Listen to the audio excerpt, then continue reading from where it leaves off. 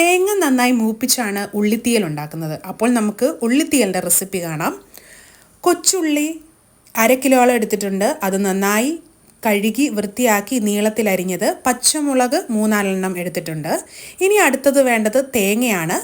നന്നായി മൂത്ത തേങ്ങ 1.5 മുറിയോളം തേങ്ങയാണിത്. അതിനോടൊപ്പം തന്നെ പിരിയമുളക്, മല്ലി, കൊച്ചുള്ളി, കറിവേപ്പില എന്നിവ ഗോൾഡൻ ബ്രൗൺ ആകുന്നതും വരെ നന്നായി മൂപ്പിച്ചെടുക്കുക.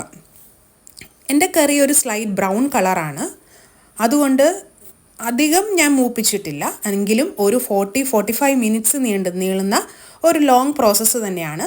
മീഡിയം ടു ലോ ഫ്ലെയിമിലിട്ട് നന്നായി മൂപ്പിച്ചെടുക്കേണ്ടതാണ്. ഈ കാണുന്നത് നമ്മുടെ മൂത്ത തേങ്ങയാണ്.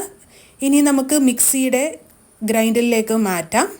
നന്നായി തണുത്തതിന് ശേഷം നമുക്ക് വെള്ളം കൂട്ടാതെ നന്നായി പൊടിച്ചെടുക്കാം. നന്നായി പൊടിഞ്ഞതിന് ശേഷം കുറച്ച് വെള്ളവും ആഡ് ചെയ്ത് നന്നായി അരച്ചെടുക്കുക. പിന്നീട് പുളിയാണ് എടുത്തിരിക്കുന്നത്. കടായി വെച്ച് എണ്ണയൊഴിച്ച്, വെളിച്ചെണ്ണയാണ് ഒഴിച്ചിരിക്കുന്നത്. കൊച്ചുള്ളി, പച്ചമുളകൊക്കെ വഴറ്റിയെടുക്കുക. അതിലേക്ക് പുളിവെള്ളവും ചേർത്ത് നന്നായി തിളപ്പിക്കുക. പിന്നെ നമ്മൾ അരച്ചു വെച്ചിരിക്കുന്ന തേങ്ങാക്കൂട്ട് ഈ പുളിയിലോട്ട് ചേർക്കുക.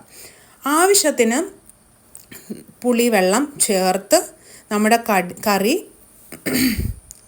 റെഡിയാക്കിയെടുക്കുക. ഉപ്പ്, പുളിയൊക്കെ ഉണ്ടോ എന്ന് നോക്കുക. പെർഫെക്റ്റ്ലി കുക്ക്ഡായിട്ടുള്ള ഒരു ഉള്ളിത്തീയലാണ് നിങ്ങൾക്ക് കാണാൻ സാധിക്കുന്നത്.